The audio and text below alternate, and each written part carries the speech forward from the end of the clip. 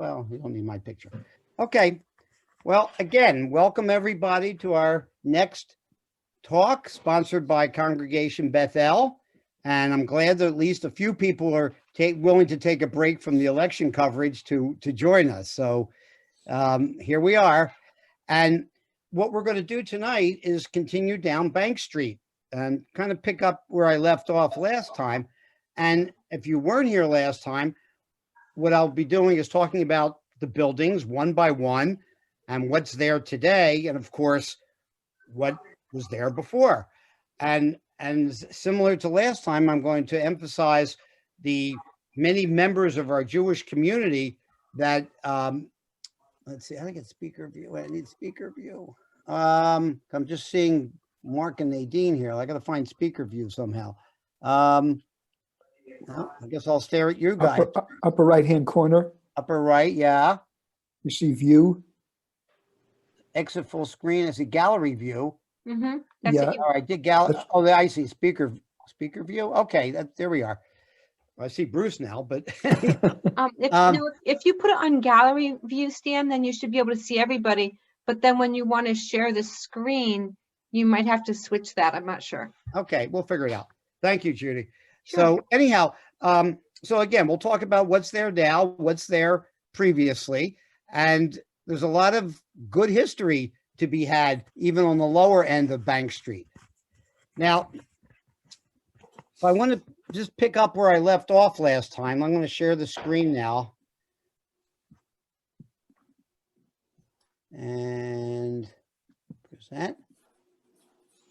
Okay. Now, remember how I spoke about the whaling history of New London and Joseph Lawrence, Giuseppe Lorenzo, as he came to this country from Italy, who were such great benefactors to the city?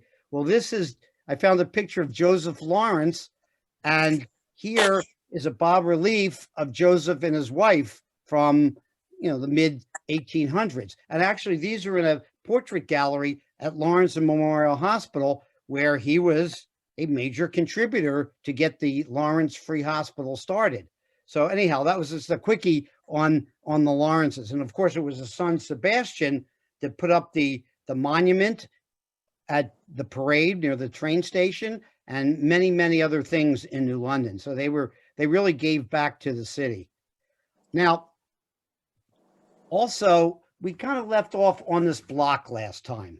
Remember the Buckley House is here. There's the Hygienic. And we spoke about this building, which you know as the Antique Center, of course, Olympic Sporting Goods.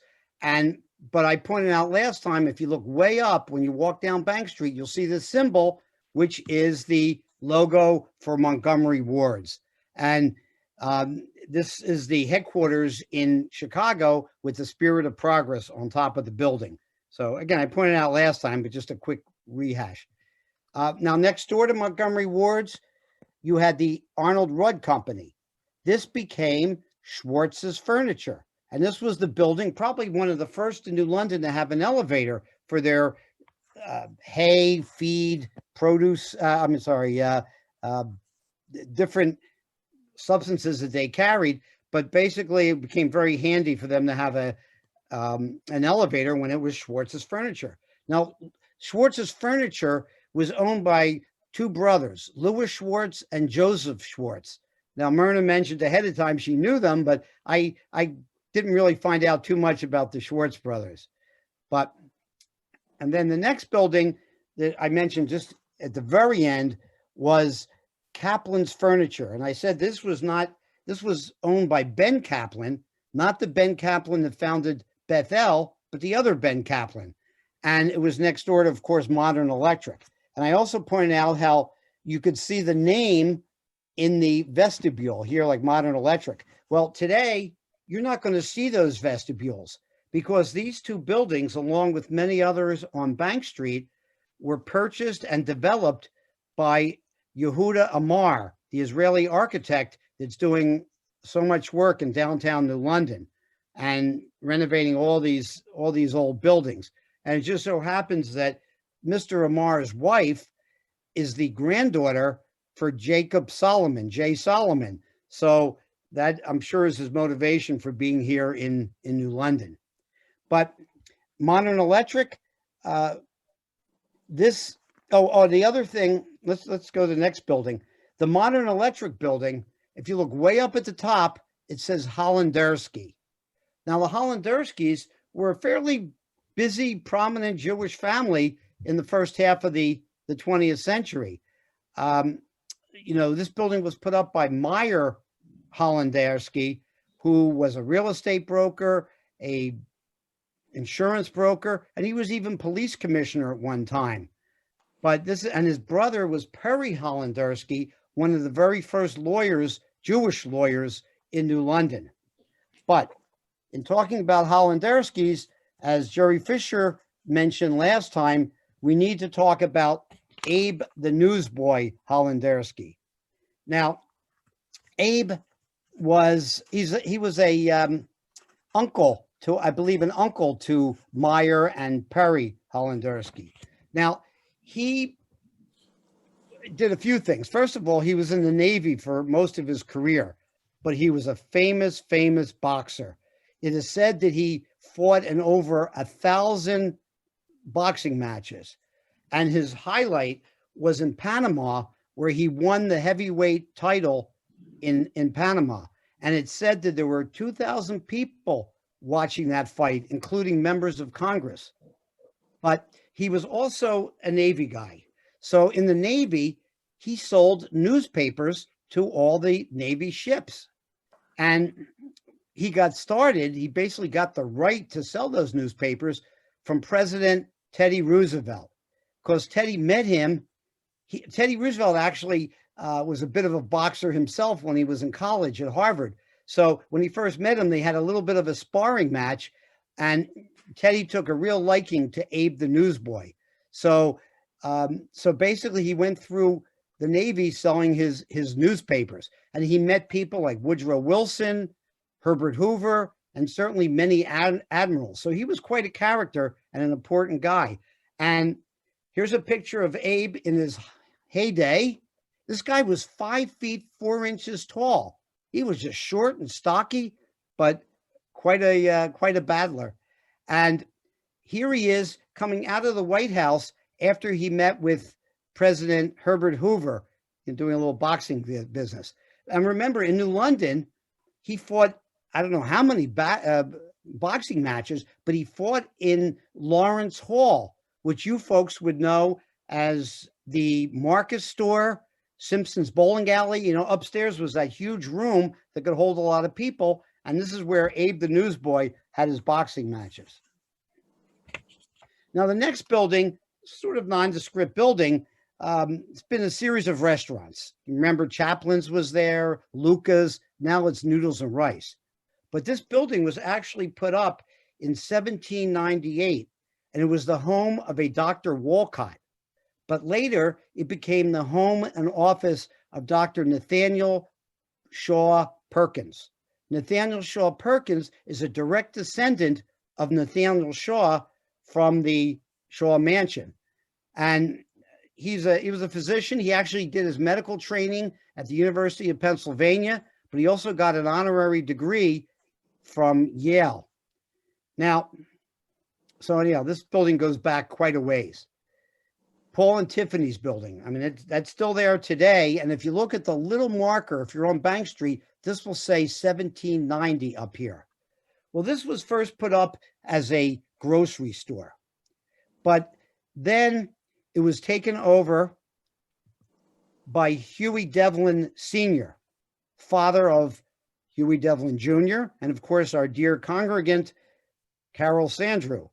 But Huey was another boxer, and he fought many a match. He came here in 1928 to establish himself and his boxing career. And by 1930, he was the New England champion for boxing. I don't know if it was a bantamweight or a lightweight, but anyhow, he was quite the boxer. And in the year 2017, just a few years ago, he was entered. He became honored by the Connecticut Boxing Hall of Fame. So this is Devlin, Huey Devlin Sr. Now, and this is a just an advertisement for his restaurant, Huey Devlin's Ringside Restaurant. Notice the date up here is May 1948 for Mother's Day, May 1948. And I mention that because in December of 1947, the building suffered a significant fire, and it was quite a blaze. Here's the view from Bank Street. Here's the view from Pearl Street around the corner, and the firemen were able to save the building. And in fact, he was able to rebuild, so he was open by Mother's Day of the following year. So anyhow, and then later, of course, his son, Huey Devlin Jr., opened up Huey's on Hamilton Street that we all remember. And of course, this was the menu from Huey's. Remember the love salad? Because Huey and Carol's mother was Emma Devlin.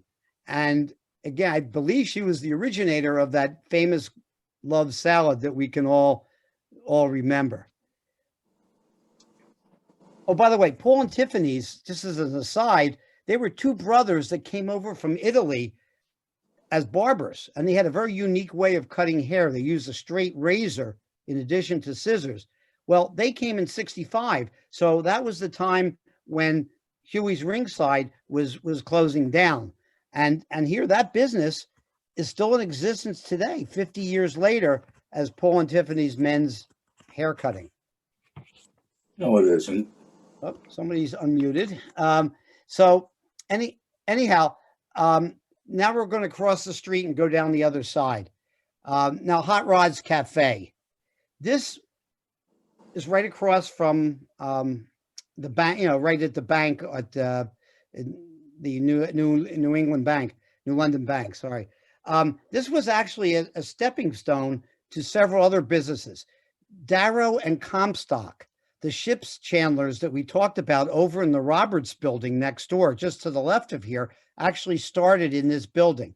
So did Roberts, because Roberts began in 1934, and they had to wait till Darrow and Comstock were out of there before they could move over. So this was a starting point. Now, when I came to town in the 80s, I remember this as the Apex Office Supply Company. Same building. They just took off the top layers there. But this was the Apex Office Supply, owned by Mel and Bernice Silverman, if any of you remember them. But the business was actually started by Milton and Ruth Lappin, another Jewish family, but I'm not sure which synagogue they belonged to. But anyhow, the Lappins and then the Silvermans owned Apex Office Supply. Now, right next door is this building, now a barbershop, but this was built in 1830 as the home of Captain John Deshawn. John Deshawn was a whaling captain. And the one story about him is that when he was 21 years old as a young man, he went on a voyage with where he was the first mate. And remember, the ships in those days were all sailing ships, schooners. Well, while out at sea, the captain died.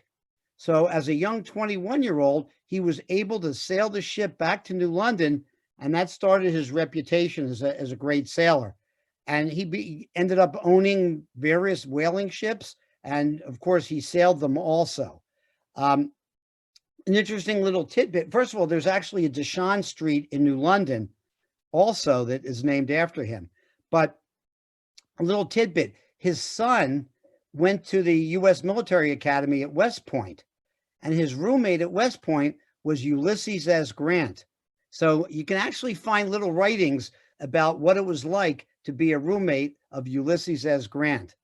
Now, if you remember from a few years ago, though, this building, which is owned by Bill Cornish in New London, was scheduled to be demolished.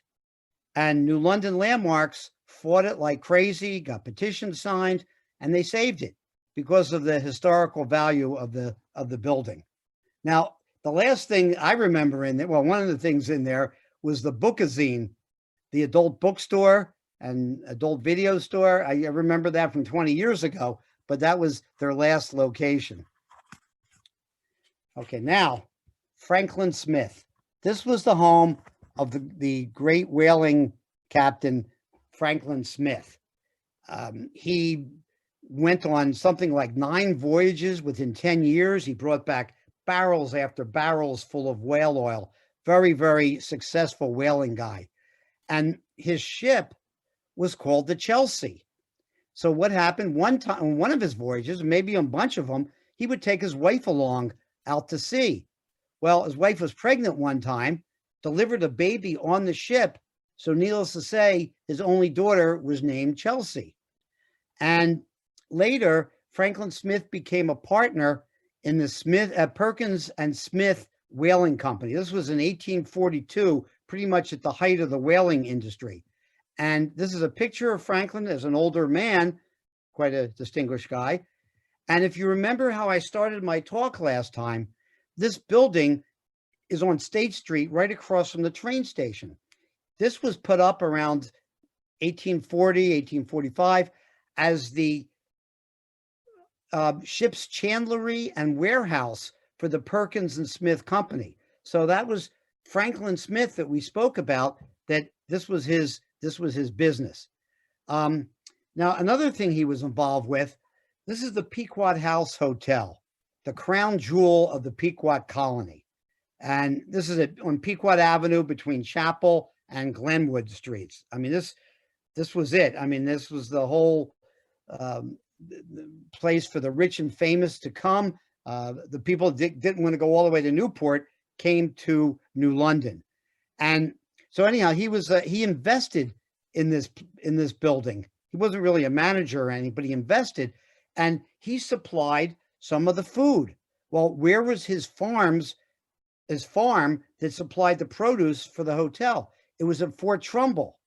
So today, even today, with Fort Trumbull flattened, if you go there, you'll see streets like Chelsea and Smith Street named after Franklin Smith and his family.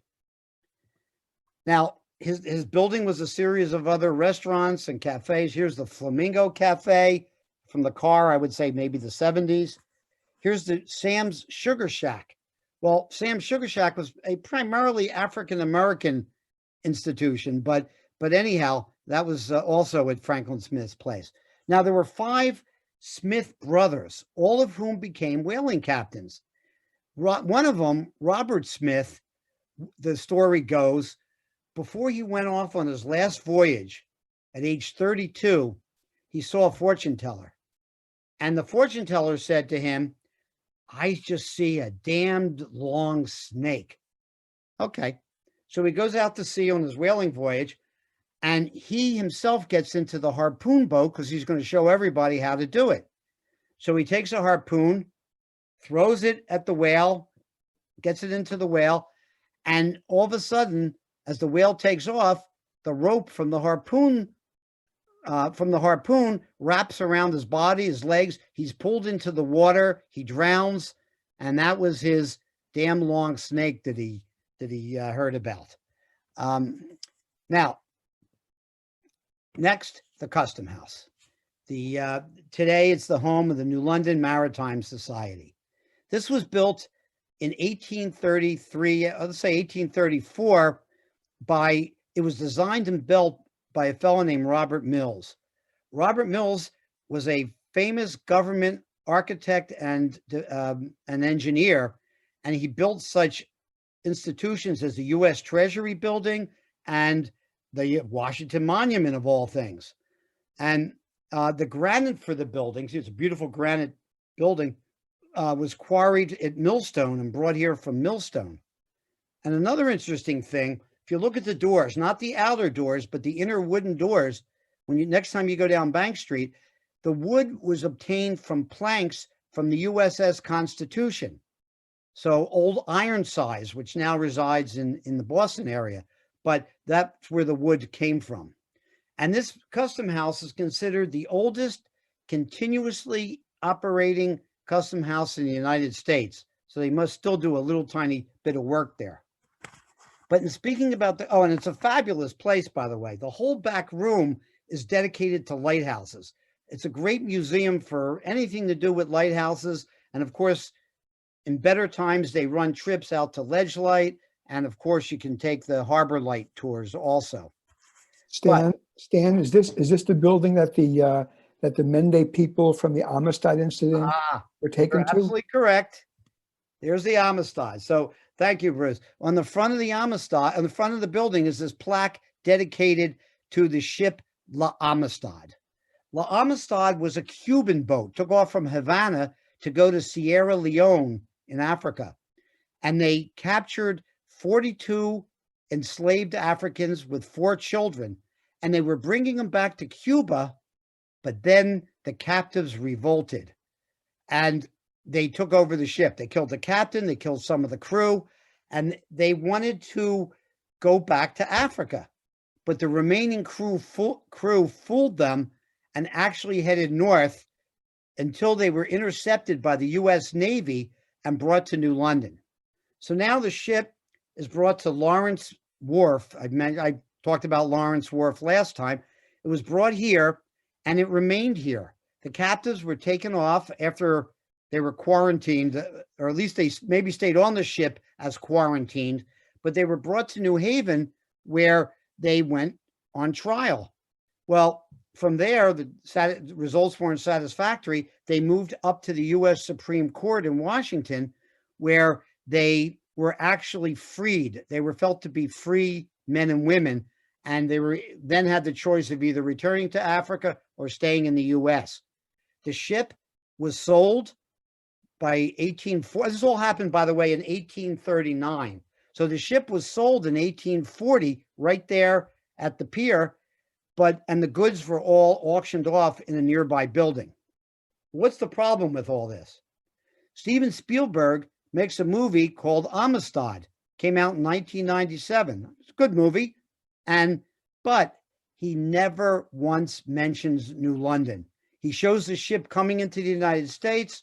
Everything moves to New Haven and then Washington, but New London is never, ever mentioned. So that kind of irks some of the New London folks.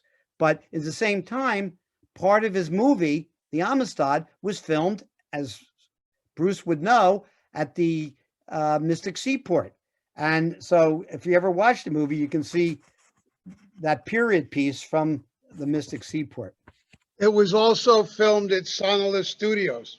Okay, right on 95. The trial scenes were filmed at Sonolus Studios, and they built the sets at Sonolus Studios. Excellent. Well, they did a lot of entertainment things there, but thanks, Jerry.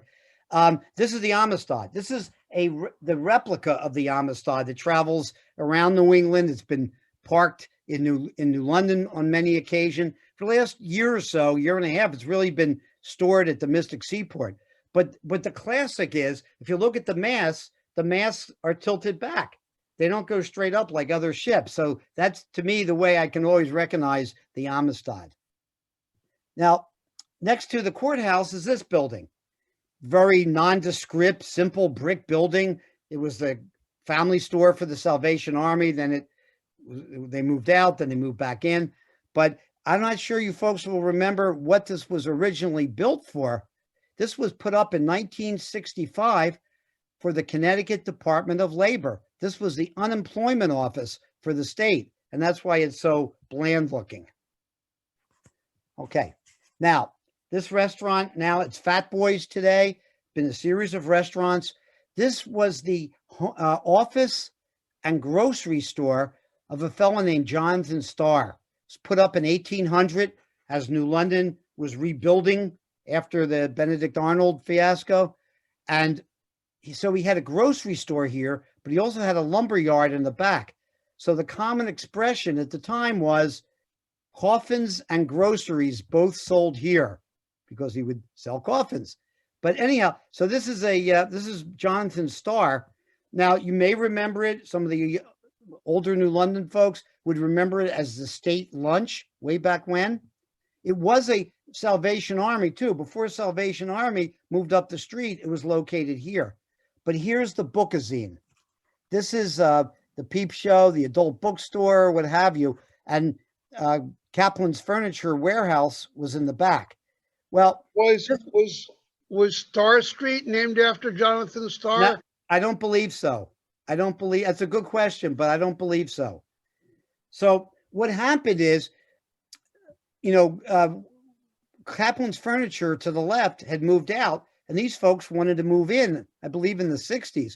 And that created tremendous controversy. I mean, the Day wrote a whole editorial about how this would scare away the middle and the upper class folks. They just didn't want a adult bookstore at the time, but they still did move. They did move to Kaplan's Furniture. And then in 1992, the whole building burnt down. Big fire, the less than 30 years ago. And to this day, this is where the Kaplan's Furniture was. It's still an empty field with these funny little iron supports. So now next door, Mambo's. Okay, when I came to town in 1983, this was Quality Business Machines. They sold typewriters, if you remember what they are. Also copying machines, things of that sort. But at one time, way before, it was something called Harrison's Meat Market. Now, Eaton and Wilson. Eaton and Wilson, this is a picture from the turn of the century. This was another ship's chandlery. See, it says ship's chandlery here, ship's chandlers. They sold everything you needed to outfit your voyage. The food, the equipment, anything you would need. That was the purpose of a ship's chandlery. Well, 1938, the hurricane comes. This part of New London was destroyed by the hurricane, by the fires afterwards. And here, Eaton and Wilson, which is now a regular hardware store, selling paint and what have you, this was destroyed. By the way, I'll talk about this building in a moment. So what happens? Eaton and Wilson rebuild, and they rebuild as this Art Deco store. And they were there for many years as a hardware store. And later, it became Gruskin Hardware. Many of you remember the Gruskin family and the Gruskin Hardware Company. Gruskin was way up the street across from Shaw's Cove, and then they moved into this building. And then, after Gruskin was finished, this is Jacob Solomon, J. Solomon. So the Solomon Company moved in, I believe in 1974. They actually came to town earlier, but they moved in 1974. And the business was started by this man, though. Jacob Solomon had his first business on Main Street, right across from where the Day is now. And then the business was continued by his son, David Felsen, and until they ended up selling it. I mean, we know them as a stationery store, but they also had a large retail business. A large wholesale business in addition. So in 1968, Rip Levin and Lenore, may she rest in peace, came and bought the business from Mr. Felsen. And a few years later, they brought in Howard Stillman, his nephew, Rip's nephew, to run the business. And the business continued under their auspices until, I'm not sure, 8 years ago, when they sold to W.B. Mason. They had it for a couple years, and then it became the Social, the bar, restaurant place that it is today. And again, it still maintains its Art Deco style. Okay, now this building that I showed you next to Eaton and Wilson, furniture company. See, Boston Furniture. It was Puritan Furniture at one time. But what I really want to point out is the Day Publishing Company on the ground floor. This was the second office of the Day, after the first office being in the Roberts Audio building. Remember, they were on the second floor of Roberts Audio, but then they moved here. And then after this building was destroyed from the hurricane, then they finally moved to Main Street or Eugene O'Neill Boulevard. And where this building stood, this is what's there today. It was rebuilt and became A&T, Analysis and Technology, a major engineering firm supporting the submarine business. And in current days, I would guess that some of you may have had your colonoscopies in that building. But anyhow, that was that site. Now, on the end, as you get to Tilley Street, is the Benjamin Brown building. His house, basically. This was built in 1833 out of granite. There's some discussion as whether the granite it was quarried behind the building, or did it really come from millstone? But anyhow, beautiful building. He was another whaling agent that owned whaling ships and whaling businesses. So he had his own wharf right behind the building. So this was Benjamin Brown. I think he also had sold candles and soaps and things on the property. But this building survived the 38 fire because it was stone. And here's a picture of it. Oh, this is earlier with the beautiful portico at the front door. Well, this is the Benjamin Brown house over here. This is the whole property of the Chapel Coal and Lumber Yard. Huge enterprise run by Frank Chappell, very, very active business. And this gas station is not the convenience store you see today. I don't think. I think that was a little closer to the corner. But anyhow, they had a gas station here. And so what happens? Here's the hurricane of 38. This is the whole Chapel enterprise here. Look at the big buildings. Here's their lumber that got thrown into the water. Here's their coal business, coal stack. But look, the roofs are all gone. And on the corner, this is Tilley Street, by the way. Notice there's a gas station here. We'll just notice, keep that in mind for the moment. This is the Benjamin Brown house with the sign on the roof. And one of these buildings, I believe this one, was one of the fire stations in New London. Could have been this one, but one of these. So Stan, the fire station is the long building on the other side of the street. no. Oh yeah, we'll get to that. We'll get to that. Okay, but This is the before that, it was Niagara Engine Company. Yeah. Mark, I'll get to that in a second. So anyhow, now we're going to cross the street and go down the other side. This house, again, was built in 1790 after Benedict Arnold burned the place down. And, I read one little tidbit that New London, because of Benedict Arnold, suffered the most damage of any city in the colonies during the Revolutionary War. But this building was the home of Jonathan Starr, whose office, grocery store, lumberyard was directly across the street. So this was his home, and it was built a long time ago. But how do we remember it? James Drug Company, James Drug Store. James was here from 1914 to 1996. That's over 80 years in business at that spot. And then there was a bunch of restaurants, Timothy's, and now it's Daddy Jack's. Now this building, here's Daddy Jack's, here's Paul and Tiffany's. This was called the Tate Block, or the Tate Building. Now, a couple little things I want to point out here. See Sweeties, this little shop, I think they sell cupcakes. Sweeties was the original site of an A&P. A&P in the old days was not the huge supermarkets that we have today. It was a series of small grocery stores all over town, and this was an A&P. Now, Bank Street Cobbler. Now, we all know Bank Street Cobbler because a nice Greek fellow that's been there for decades fixing our shoes. But this was, in 1917, 1919, the first site for the Style Shop. William Polinsky started his fancy ladies dress shop right here. And he later moved down the street to the Marcus Building and finally ended up in the place you may remember on State Street next to Sarge's, what's now Sarge's Comics. In the old days, that would be Kresge's. But anyhow, the Style Shop was William Polinsky, and then ran for many years by his son, Buzz Polinsky, who, appropriate for today, his wife was Janet Polinsky, our long-term state representative.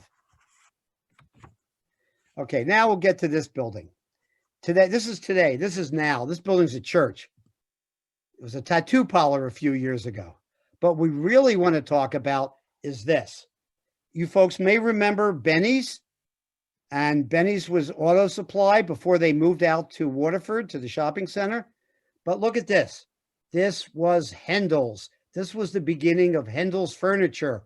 Here, the top floor, the top sign says 5 huge floors of furniture. This was the building of Hilbert Hendel. And Hilbert was up and running here, by the mid-1920s, in this building. Hilbert is Myron's father. Okay. But at the same time, the building next door, the Klink building, which I'll mention in a second, this was taken over by William Hendel. This is Hilbert Hendel's first cousin. So they came over from the old country together in 1922. They opened two different clothing stores, but then they merged into those 5 huge floors of furniture before, and they were here for many years before they moved out to Waterford, where they are today, also with the petroleum business. But so this building was the home, actually, before they put up this building, this was the home of Charles Klink. Remember Charles Klink's meat market, which is the Buckley House? He had that, I mentioned last time, he had that huge brick ice house in the back to keep his meat fresh. But anyhow, this was Charles Klink, and he put up this building. He tore down his own house and built this building on the spot. It was Klink's. Okay, now this is what Mark Schneider was referring to. This white building was originally the Hook and Ladder Company for this part of New London. It was put up in 1867, and it lasted until 1932, when the Hook and Ladders became too big and they couldn't fit in there anymore. So at some point in the 30s, this whole business here was taken over by the Hendels, and that was Chick Hendel, who opened a restaurant. He had a place called the Cabin Grill and the Fireman's Lunch, I believe was probably in this side, maybe this side. But you all remember this as Lee's Kittyland. And again, that was owned by Chick Hendel, and it was run by him and his son-in-law, Sherman Marcus. So, but this was the F.L. Allen Hook and Ladder Company. Now, on the corner here, this is Tilley Street. You can see there's a restaurant here. It's actually the Octane bar. But this, in the old days, it started out as a grocery store here. And look, here's the firehouse, the Hook and Ladder Company over here. But on this corner was the, is now the bar restaurant. But it was I pointed out earlier, it was actually a gas station for a long time. But in the meantime, Tilley, James Tilley was a Tory during the Revolutionary War. He was on the British side, but he was also a friend of Benedict Arnold's. So Benedict Arnold invited him for dinner one night, and just as they're having dinner, they're raising their wine glasses, and a slave comes in yelling, Massa Tilley, them damn redcoats be setting fire to this here house. Well, Benedict Arnold explained that if he didn't burn down the house, then Tilley's life would be miserable. He would be ruined in New London, and therefore, and the king would take good care of him. So in the end, Tilley's house was burnt down. Now, this is the Niagara fire station. This is across the street from where the firehouse is now. And this was for the actual pumper, the fire engine. So this building was here, but it was destroyed in the hurricane in 1938, as I tried to show before. So then at that point in the mid-30s, the Niagara Engine Company from across the street joins up with the F.L. Allen Hook and Ladder, and they build this building as the headquarters for the Fire Department of New London. So that's how that came about.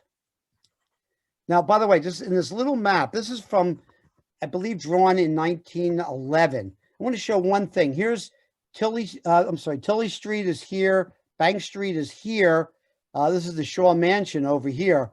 Look how close the water comes to Bank Street. There's no Water Street in those days. Water Street didn't exist. But look, here's the train track. The water came right up to the train track. Here it goes under the bridge, and this is Shaw's Cove. Well, this is Shaw's Cove here. But look at this. This has all been filled in, and there's a lot of businesses and activity here where this has been filled in. This is Howard Street.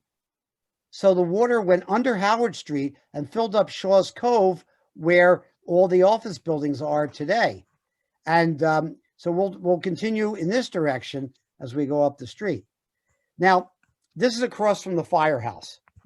If you look at this building right here, it says Thames Crockery. Doesn't show up well, but Thames Crockery. This is where the Neistats had his business. Benjamin Neistat had his business before he moved into the Muddy Waters building. And here we have the Patty Schwartz Company selling poultry feeds with a big warehouse in the back. Well, even though with the name Patty, this was still a Jewish family that owned this company. Now this building, and we'll show you a lot of pictures. Oh, here's the back of the Patty Schwartz Company with a big warehouse in the back. And that became very convenient because later it was Schneider Hardware. And this was the, of course, institution of New London. Schneider Hardware moved here from North Main Street and basically was in this building until they closed. But they did have that warehouse in the back. So just like Solomon's selling stationery products, they had a major wholesale business in addition to a retail. Now, over here is the Steinman Brothers. Better picture. Here's the Steinman Brothers selling wholesale fruit and produce, established 1914. Well, Benjamin Stein, this business started up in Norwich, as Beverly pointed out to me. It started in Norwich, and the Steinmans, there were a whole bunch of siblings. Well, Ben decided to open a branch in New London. So he came here and opened his business right here in this building. And this was the Steinman Fruit and Produce. Now, the building in the middle I want to talk about. This was put up in 1903 on spec. It was built by Perry and Armstrong. Armstrong was a major businessman in New London. He had the Armstrong Silk Mill downtown. But they put this up so they can rent it out to other companies. So one of the first companies here was the R&J Waste Company. Waste as in W-A-I-S-T. A waste was a device, some kind of suspender device that held up the diapers so you didn't need diaper pins. Here it says, the Little Wonder Jr. is a waste for babies. First thought of by a mother who was tired of mending shirts torn and ripped by the diaper. Well, and another ad with the same thing. Here's R&J. Who's R&J? Richard and Julius Hendel. So these are the Hendels that opened this business. And this eventually, when they moved out of the spot, they moved over to Reed Street. Here's the Armory. Here's the old New London Armory, the Elks Lodge next door. This is now an empty lot. But basically, this building was in Armstrong's manufacturing. This is where the Hendel business moved, and it became the Hendel Manufacturing Company. So now they're making swimwear, men's athletic wear, and ultimately, by the time they moved out to Crystal Avenue, they were a major supplier of tennis wear. But that's the R&J. So what happens? Now, after R&J moves out, this becomes the New England Paper and Supply Company. This was the business of Nate Rosen that some of you may know or remember. Nate Rosen had this major wholesale business. Well, for me, it's interesting because when he was ready to move out, he built a building on Great Neck Road in Waterford across from Hendel's, which is today Defender Industries. So the Rosens became the R Industry, R Distributors, which is in 1966, and today Defender took over there in 1996. But anyhow, that was that. Now here's that map. This goes back to the Civil War days. Just to point out something simple. Here's Bank and Tilly Street, right? The firehouse is right here now. This was all water. Look at the way this is drawn in. This is water. So Bank Street continued as a long bridge, and as it continued off down to Lime, became the Lime Highway or something. But here's the train bridge. Everything was water back in during the Civil War. And the water actually went under the bridge and filled up this space. Canal Street is now Reed Street. Here's Coit. Again, the Armory would be here, but this was all water, and it was all eventually filled in to build that big manufacturing place I mentioned before. And just as a quick aside, if you go, here's the Shaw Mansion. Oh, I'll get to that in a second. Let me hold on to that.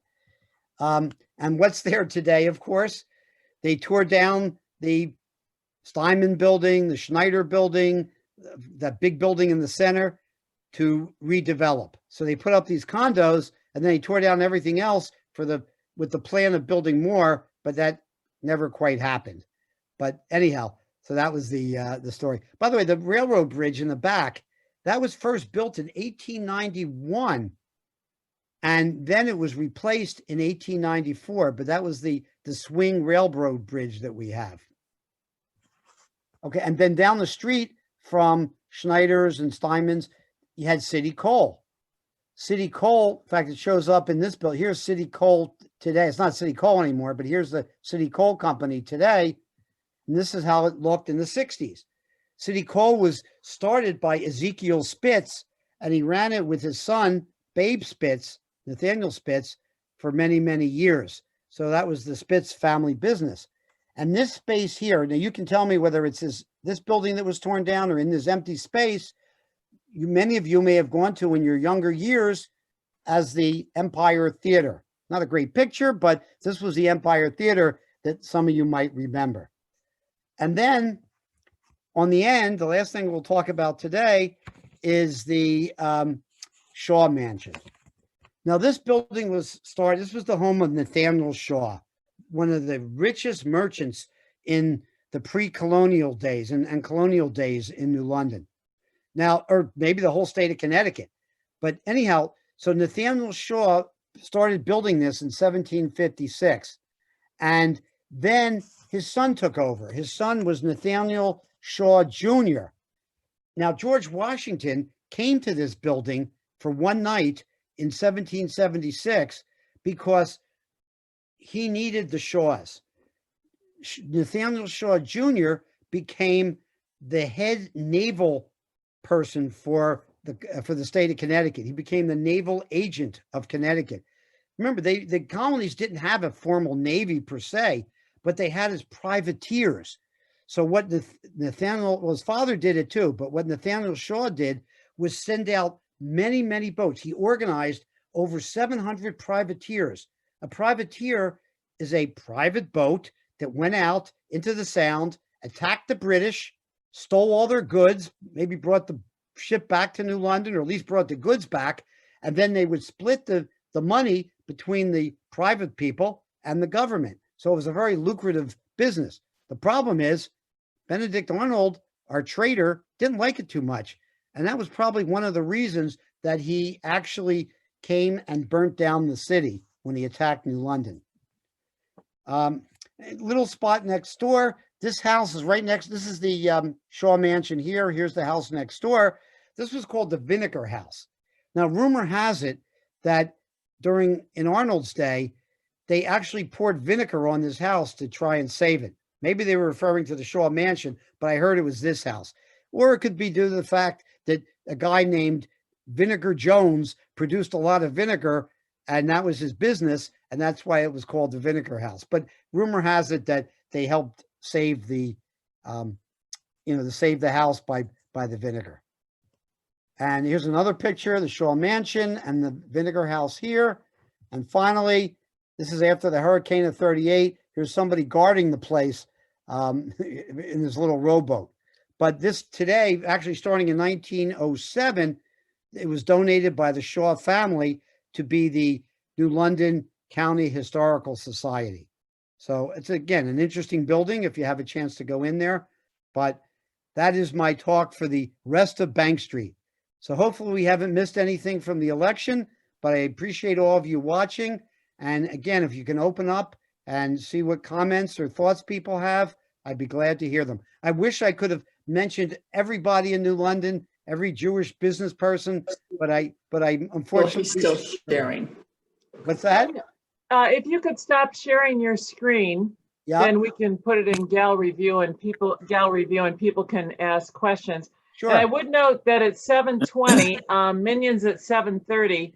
So those of you that want to leave for Minion, go ahead, but we'll probably still have questions after that. So, Stan, there's a man who runs the Shaw Mansion now. Who's Right, the Director of the New London County Historical Society. is that right? If you call him up, he will give you a private tour of the mansion. I've been in there once. It's a good tour. Yeah, a oh, good good. I tour. will You take should that. go. Forget that. I met him. I was in there once, I think after I don't know what the occasion was, but yeah, I know it's packed with stuff. Absolutely There's packed. a historical flag there from the Revolutionary War. Right. And there's a paper with John Hancock's signature on it. Wow. The original John Right. Hancock. And they show you the bedroom where Washington slept, I believe, too. But yep. The picture that you just had with the rowboat, Yeah. that little street is in the Guinness Book of Records as the shortest street in the country.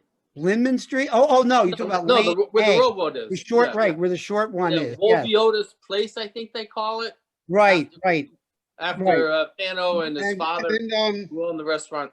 Exactly, Mark. I Yeah. wanted to mention, Mark Stan? mention it, but he won't, that both the Schneiders and the Gruskins were originally farmers in Chesterfield. Absolutely. Yep. Yep. Stan, New London Paper and Supply was established by Jacob Rosen, the father of Nate Rosen, who my grandfather. Just Who's thought that? I'd Who's mention speaking? that. Wendy Jacobs, Nate Oh, Rosen was my uncle, my mother's brother, and New London Paper and Supply was established by Jacob Rosen, Nathan right. Rosen's father. Yeah. Uh-huh. Thank you, Wendy. I saw that You're name. welcome. I neglected to mention that, but yeah, that was a thriving business at one time, I'm sure. But, Yes, it was, and it Sam? continued when it went to Waterford, and became our distributors. yeah, what I don't remember, if somebody can help me with, what did our distributors between them and Defender, what was that building? Was that like Electric Boat or something? Anybody remember? I think it was a that? warehouse for Electric Boat for a while, Okay. Yeah, I think so. but a short while, not very long. Stan? Yeah. Question. Your talk would have been fascinatingly informative in its own right, but it's all the more impressive since you're not a New London Sabra. How did you learn all this? Where did you get what were your sources? I have a grand old time with this. I've led walking tours in the past, so I have information from, historical walking tours. But what I do, this is my big secret, when it comes to who's who and who's related to who, like Wendy was just saying about the Rosen family, I go to Ancestry.com and you could trace everybody's family and everybody's business from the city directories of New London. In fact, I used to go to the library to pull out the city directories. Now Ancestry has them, so you just have to know how to get around. But you can learn every business and who were the principals of those businesses. Stan, Yeah. I don't live in New London, and I haven't lived there since 1953. My name is Gail Dane Prop. Okay. But Dane, I understand you Oscar spoke. Dane, yeah. Right. My two sisters are on also. Oh, good. Yeah. Is it possible to hear at some point or read what you said about Bethel? Oh, okay. Well, November 15th, I will be redoing my talk on the Jews of New London, which I did, and then that will be recorded too. So that's a Sunday at 6:30, as long as there's no interfering football games. But anyhow, I made sure it was after the Eagles game, though. But basically, yes, Gail, that will be Hendel. I don't remember which one. And are you related to Oscar Dane? Oscar Dane? Yeah, my father. Wow. So I want to ask you a question, Gail, directly. Maybe you'll know. Do you know about your father giving radios to the Haganah in the Palestine? About him giving what? Radios. Radios. The word. Radios. Oh, probably. Sounds, yeah. Yeah. I do know in 1948, my mother said, let's sell whatever we need to raise money for Israel. Right. I read that he was very very Zionistic in that he Right. supplied radios that were left over from the war to the And- Israelis. And interesting for Bethel, her father's business was, I believe, called the Templeton Radio Company, Yes. Right. and was on Garfield Avenue in that big brick warehouse that Lou Detz had his Right, business where for so many Tunks years. sportswear. Yeah. Yeah, and that's where the Templeton radio business was. And I know they lived in a fairly nice house on Ocean Avenue too. Yeah, 1001 Ocean Avenue. There you go, big house. Yeah, So, many of the people in Stanley, London who had businesses on Bank Street at that time, the Jewish people, they were also original founders of Congregation Bethel. Who was that, please, Wendy? Some of the Hendels, my grandfather, they were founders, original Oh, absolutely. founders Absolutely. of Bethel. My father's company was also on Bank Street, Yes. American Engineering and Design. Yeah, that one I didn't Near know. my grandfather, and Len's Which father Hendel worked two for my sons? Wendy Which Hendel? Jacobs. Who Which was your Hendel had- grandfather? They would be like in the 70s now. Stanley, I'm looking at this book here Right. now. Ethel Solmans, yeah, Woodley Heritage. right. So did you locate the building at the corner of Bradley and John Street, which is on the second floor, according to her, where the first minyan of the Jews from Russia was held in 1892? Okay. Well, I know that was in that part of town. That was the Jewish section at that point. And yeah, I did mention it briefly in my Jews of New London talk, but yeah, I will continue that. Of course, I can't show any pictures because that's all torn down now for redevelopment. But yeah, I'll mention it again when we talk on November 15th. But thanks, Jerry. Yeah, you're absolutely right. That book was a major reference, as was your chapter in the other book, the People you. of New London. Thank Yeah, you. it was very helpful. Hey, Stan, Yeah, the people who owned Apex were the Lapins, and they weren't Bethel members. They were? Yes. Yes, Okay, good. yes, And Milt's daughter lives in New London now. yes. Oh, really? She writes books, children's books, I think. But Mrs. Lapin was the sisterhood president. Right. She was Wow. a lovely woman. Milt Yeah. was Beth Lapin lives in New London, but her books are not children's books. Oh, okay. Thanks. She Nadine. moved back. She moved here. Yeah. That was a name I just saw as I went back through the city directories and I learned about Apex. Now, I do remember Mel and Bernice Silverman, though. I don't know if they were, again, believe it or not, I think they're related. He was They're related to Fred Meshical somehow, too. Have you been to visit the Jewish cemetery section in Cedar Grove? Yes. Yep. That'll be next time, too. Right. So when you do that, the first Jewish burial in the little section that they bought Yeah. was actually a young woman, a child. Right. There's kids there. There's a bunch of kids in there. Yeah. Yeah. Yeah. But that, there's only 22 graves there, by the way. Yes, I know. A grand total of 22 graves. But I went to visit it. I used to go there like once a month, and I was startled once because I saw flowers, fresh flowers, Wow. that somebody had come to put on the grave. No stones, though? There's stones? still no. The German Jews were very different. Okay. German Jews were very different. Yep. The German Jews that were here from the 1860s to the 1890s, Right. they never actually built a synagogue. Okay. They bought Right. that burial plot in Cedar Grove. Right. Jerry, don't steal my whole talk, though, please. I won't. I'm going to do it again next time. But don't, again, that's where I got my